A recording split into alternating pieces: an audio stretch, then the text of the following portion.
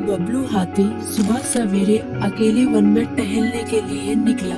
वह अपने ही धुन में चला जा रहा था।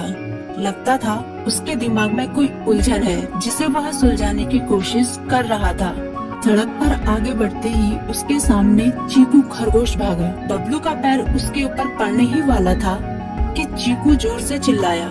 उसकी आवाज सुनकर बबलू ने अपना पैर पीछे खींच लिया। कहाँ खोए हो बबलू भाई?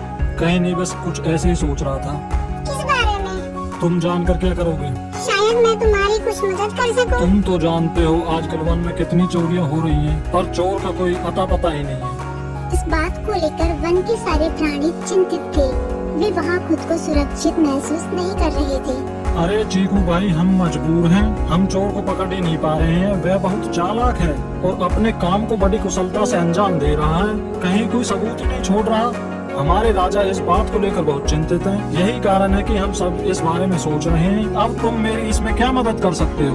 मैं कुछ सोचता हूँ, हो सकता है मुझे कोई उपाय सूझ जाए।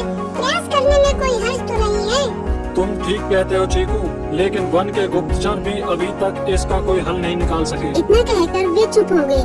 बबलू की बातों ने चीकू को सोचने के लिए मजबूर कर दिया।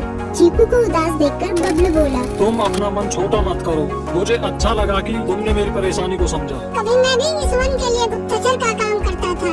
एक बार मेरी टांग टूट जाने से मेरे अंदर फुर्ती नहीं रही। तब से मैंने यह काम छोड़ दिया।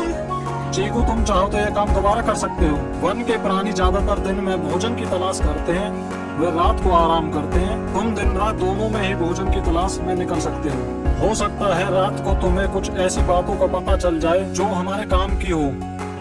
हाँ बबलू, तुम ठीक कहते हो। मैं आज रात को वन में घूम कर इस बात का पता करने की कोशिश करता हूँ। थोड़ी देर बातें करके चीकू अपने बिल की ओर बढ़ गया और बबलू अपने रास्ते चला गया।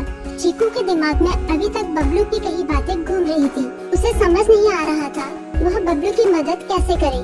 दिन भर वह उसी उधेड़-बुन में लगा रहा। शाम होते ही चीकू कुछ सोचने लगा और वह चुपचाप दिल से बाहर निकल आया। चीकू की पत्नी ने देखा तो बोली, इस समय कहाँ जा रहे हो? बाहर खतरा है। खतरा तो सुबह भी रहता है, लेकिन खतरों से डरकर हम भूखे तो नहीं मर सकते। मैं बाहर घूम कर आता हूँ। इतना कहकर चीकू रात को बिल से बाहर निकल आया। कुछ दूर जाकर उसकी नजर बंकू उल्लू पर पड़ी, जो कुछ ही दूरी पर था। वह पेड़ की डाल पर बैठा अपनी गर्दन चारों तरफ घुमा रहा था। वह तेजी से पेड़ की एक डाल से दूसरी डाल पर उड़ रहा था। बंकू की नजर उस पर नहीं पड़ी थी। कुछ सोचकर चीकू पेड़ के पीछे से बाहर निकलकर थोड़ी खुली जगह पर आ गया और वहाँ से बंकू उल्लू को देखने लगा। बंकू ने चीकू को अंधेरे में भी देख लिया, पर उसने उसमें कोई उत्सुकता नहीं दिखाई और अपनी गर्दन चारों ओर घुमाता रहा। चीकू बड़ी देर तक बंकू की हरकतों पर नजर रखे रहा। वह थोड़ी देर तक खुले मैदान में खड़ा रहा, पर बंकू ने उसे देखकर भी अनदेखा कर दिया। उसने महसूस किया कि बंकू के आसपास चमकू चमगादड़ भी मंडरा रहा था। कुछ देर वन में घूमने के बाद चीकू अपने बिल में लौट आया और सुबह होने का इंतजार करने लगा। अगली सुबह बबलू उसी रास्ते में जा रहा था। रास्ते में चीकू उसका इंतजार कर रहा था। आज बड़ी जल्दी आ गए बबलू।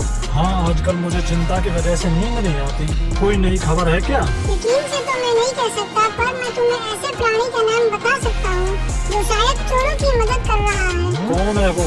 बंकू उल्लू। इतना कहकर चीकू ने रात की घटना उसे ज्यों की त्यों सुना दी। इसे सुनकर बबलू का माथा ठनका। बबलू की आंखें चौंधिया गई। तुम ठीक कह रहे हो। मुझे आज रात बंकू और चंकू पर नजर रखनी होगी। इतना कहकर वे दोनों अपने अपने रास्ते चले गए। बबलू रात को अपने साथियों के साथ बंकू पर नजर गड़ाए रहा।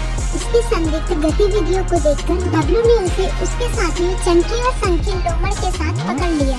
बबलू ने सख्ती से पूछताछ करनी शुरू कर दी। तुम इस समय बंकू चंकू के साथ क्या कर रहे हो? हम चार दोस्त हैं, इसलिए साथ बैठकर बातें कर रहे हैं। चमगादड़ और उल्लू की दोस्ती तो समझ में आती है, पर लोमड़ के